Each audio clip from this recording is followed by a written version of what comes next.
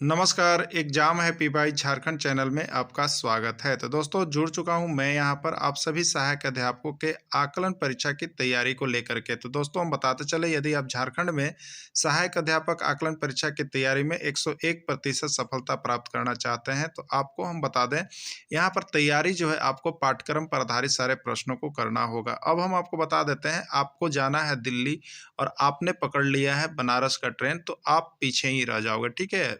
आगे नहीं जा पाओगे। तो उसी तरह से आप लोग क्या कर रहे हैं कि पाठ्यक्रम पर आधारित एनसीईआरटी टेक्स्ट बुक के प्रश्नों को तो पढ़ ही नहीं रहे हैं और सिर्फ यहाँ पर बाजारू चीजें लेकर के पढ़ रहे हैं और सिर्फ दूसरे चैनल से जा करके एसएससी और जेएसएससी के क्वेश्चंस को आप देख रहे हैं। यहाँ से कुछ नहीं होने वाला है, आप जहाँ के तहाँ ही रह जाएंगे। आपको करना क्या है, तो आप अगर नहीं भी जुड़ते हैं किसी से तो आप सिर्फ टेक्स्ट बुक को पढ़िए। देखिए जैक ने स्पष्ट कह दिया है कि पाठ्यक्रम पर सारे आधारित प्रश्नों को ही पूछा जाएगा। अब इसके बाद भी बहुत से लोगों का कहना है कि पाठ्यक्रम का सिलेबस दिया है क्या, तो पाठ्यक्रम का सिलेबस है, जैक की किताब बनी हुई है, जैक ने ही किताब को दिया है। तो आपको पाठ्यक्रम देखना है तो आप सही ट्रेन को पकड़ें, सही जगह पर जाएं और सही रणनीति में सही समय पर तैयारी करें, नहीं तो सब कुछ धरा के धरा रह जाएगा। तो आपको हम बता देते हैं यहाँ पर इस चैनल पर यदि आप जुड़ते हैं तो आपको सब कुछ मिल रहा है वही जो जैक मॉडल पर आधारित है। तो आपको सिर्फ और सिर्फ 501 रुपए में जुड़ करके आप यहाँ पर सारे पाठ्यक्रम पर आधारित प्रश्नों को देख सकते हैं और जैक मॉडल पर आधारित प्रश्नों को देख सकते हैं जो कि कहीं भी किसी भी और किसी भी चैनल पर यह उपस्थित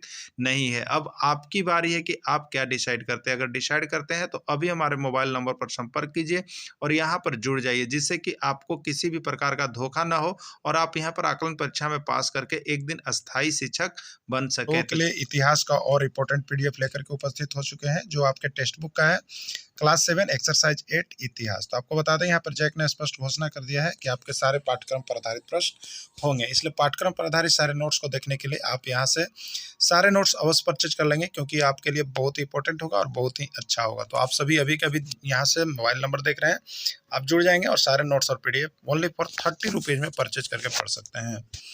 सूफी संत के निवास स्थान को क्या कहा जाता है? वाज का, खान का, नान का या वज का? ठीक है, क्या कहा जाता है? तो देखिए सूफी संत के निवास स्थान को जो है खानकाह कहा जाता है। क्या कहा जाता है?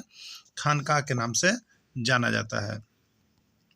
शिव भक्तों को क्या कहा जाता है? देखिए यहाँ जो सूफी संत है वो दो संप्रदाय में बढ़ जाते हैं, शिव भक्त और वैष्णव भक्त बढ़ जाते हैं।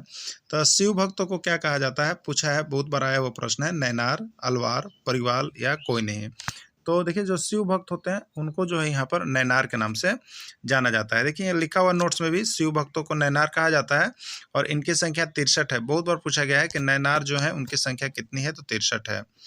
वैष्णव या विष्णु भक्त को क्या कहा जाता है? नैनार, अलवार, परिवाल या कोई नहीं। तो देखिए जो वैष्णव या विष्णु भक्त होते हैं उनको अलवार कहा जाता है और जो शिव भक्त होते हैं उनको नैनार कहा जाता है। ठीक है, अगला है विष्णु भक्त को अलवार कहा जाता था, इसकी संख्या 12 थी। इसमें एकमात्र महिला संत भी थी जिसका नाम था अंडाल। ठीक है, अगला प्रश्न है भक्ति परंपरा का प्रथम प्रचारक किसको माना जाता है? कौन थे जो भक्ति परंपरा का प्रथम प्रचारक माना जाता है? किसको? शंकराचार्य को, रामानुजाचार्य को, वल्लभाचार्य को या सपनाचार्य को? ठीक है, तो देखिए भक्ति परंपरा का जो यहाँ पर बयार बह रहा था उसका प्रथम प्रचारक जो है वो शंकराचार्य को माना जाता है। किसको माना जाता है? शंकराचार्य को भक्ति परंपरा का प्रथम प्रचारक माना जाता है। अद्वैतवाद का प्रतिपादन किसने किया? शंकराचार्य, रामानुजाचार्य, वल्लभाचार्य या स्पेन चार्ज? अद्वैतवाद का प्रतिपादन किसने किया? ठीक है, तो अद्वैतवाद का देखिए प्रतिपादन जो किया गया था वो आपको शंकराचार्य के द्वारा किया गया था। और आपको बता दें ये अद्वैतवाद जो है अभी तक 1000 से ज़्यादा बार प्रश्न आपको पूछ दिया गया और देखिए कहाँ से है, तो आपका टेक्स्ट बुक से है। तो आप इतिहास का चाहे जिस किसी चीज़ की भी तैयारी करना चाहते हैं आप यहाँ से जरूर पढ़ लीजिएगा अपने टेक्स्ट बुक से, यहीं से प्रश्न आपको छपने वाले हैं। देखिए लिखा हुआ शंकराचार्य का जन्म 788 ईस्वी में कलाड़ी यानी केरल नामक स्थान पर हुआ था। इनके पिता का नाम शिव गुरु तथा माता का नाम आर्यम्बा था। इनकी मृत्यु 820 ईस्वी में बद्रीनाथ में हुआ था।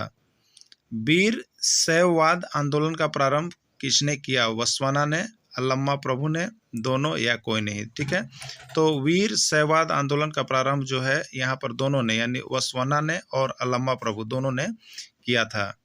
विशिष्ट अद्वैतवाद दर्शन का प्रतिपादन किसने किया? शंकराचार्य, रामानुजाचार्य, वसवाना या कोई नहीं? तो विशिष्ट अद्वैतवाद दर्शन का प्रतिपादन जो है यहाँ पर रामानुजाचार्य की तरफ से किया गया था। देखिए, अद्वैतवाद हो गया शंकराचार्य और विशिष्ट अद्वैतवाद रामानुजाचार्य। ये जो विशिष्ट अद्वैतवाद है ये सबसे ज़्यादा बार अभी तक पूछा गया प्रश्न है, इसलिए आप लोग इसको देख लीजिएगा, हो सके आपके एग्जाम में भी आ जाए, और सारे आपके टेक्स्ट बुक से हैं। तो टेक्स्ट बुक का पीडीएफ देखना कभी भी आप नहीं भूलेंगे, चाहे कहीं से भी आप कोई भी नोट्स करते हैं, टेक्स्ट बुक का जो पीडीएफ मिल रहा है वो जरूर पढ़ लेंगे।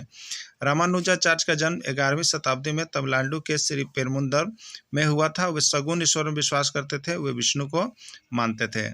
निजामुद्दीन औलिया कौन थे? सूफी संत, अलवार संत, जैन संत या बौद्ध संत? कौन थे निजामुद्दीन औलिया? ठीक है, तो निजामुद्दीन औलिया जो थे वो आपका सूफी संत थे। कौन थे? सूफी संत।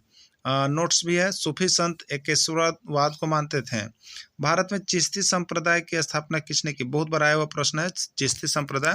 ख्वाजा मोइनुद्दीन चिश्ती, अलवार, शंकराचार्य या रामानुजाचार्य? ठीक है, तो भारत में चिश्ती संप्रदाय की स्थापना जो है ख्वाजा मोइनुद्दीन चिश्ती ने किया था।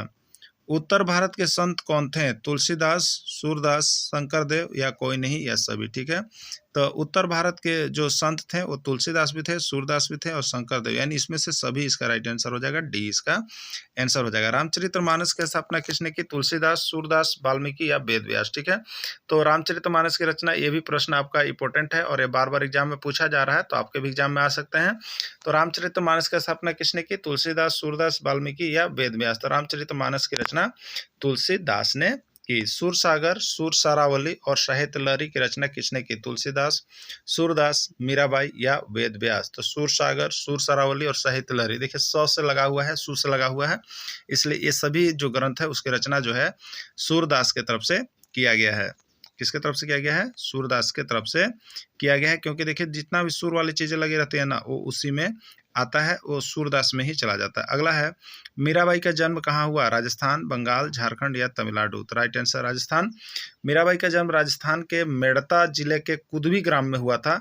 वह रतन सिंह राठौर की इकलौती पुत्री थी। वह अपने इष्ट देव श्री कृष्ण की भक्ति प्रियतम अथवा पति के रूप में करती थी। ब्रजभाषा में लिखा गया है, उनके भक्ति गीतों को पदावली कहा जाता है। ठीक है, मीराबाई के भक्ति गीत को क्या कहा जाता है? पदावली कहा जाता है।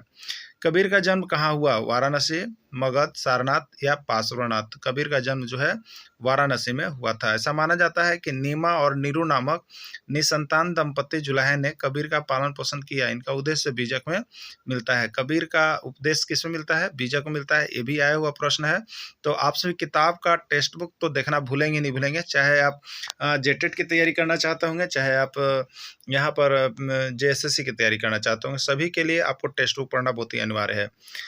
गुरु नानक का जन्म कहाँ हुआ था? भटिंडा, तलवंडी, सारथ या वनखेता? तो ये भी प्रश्न आपका पूछा गया है कि गुरु नानक का जन्म कहाँ हुआ था, तो ये तलवंडी इसका राइट आंसर हो जाएगा। इसका नोट्स है, गुरु नानक का जन्म 1469 ईस्वी में तलवंडी यानी वर्तमान जो है वो कहाँ है? ननकाना साहिब पाकिस्तान में है ना, में हुआ था। सिखों के द्वारा सामूहिक भोजन व्यवस्था को क्या कहा जाता है? सिख लोग एक सामूहिक भोजन व्यवस्था करते तो क्या कहते हैं? बंगर, दंगल, लंगर या पंदर? क्या कहते थे? सिखों के द्वारा जो सामूहिक भोजन व्यवस्था किया जाता है उसको हम लोग यहाँ पर देखिए लंगर के नाम से जानते हैं। क्या कहते हैं? लंगर, लंगर चलता है। ठीक है, तो और अगर गुरु नानक का उपदेश किस में संकलित है? पीवा ग्रंथ, आदि ग्रंथ, शामली ग्रंथ या कोई नहीं? तो गुरु नानक का जो उपदेश है वो आदि ग्रंथ में संकलित है। तो मेरे प्यारे शिक्षक बंधु, आप सभी यहाँ पर किताब का टेक्स्ट बुक का नोट्स देखना कभी नहीं भूलेंगे, क्योंकि आपका जो है हिस्ट्री 45 नंबर का है और यहाँ से आपको 45 में 45 नंबर मिलने वाला है। तो आप सभी अभी के अभी यहाँ से हिस्ट्री का नोट्स लेकर के जरूर जुड़ जाइएगा और जरूर एक बार पढ़ लीजिएगा इसके सारे नोट्स और वीडियो PDF, जिससे कि आपको यहाँ पर एक भी नंबर कम ना हो। वीडियो के अंत तक जुड़े रहें। धन्यवाद।